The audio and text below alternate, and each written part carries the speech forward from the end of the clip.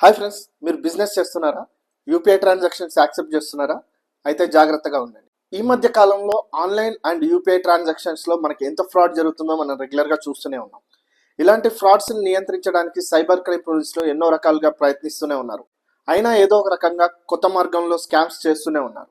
ఇలాంటి స్కామే రీసెంట్గా ఆంధ్రప్రదేశ్లోని జంగారెడ్డిగూడెం అనే ప్రాంతంలో జరిగింది. ఇక విషయానికి వస్తే, ఒక కస్టమర్ 50,000 రూపాయల ఫోను మొబైల్ షాప్లో పర్చేస్ చేశాడు.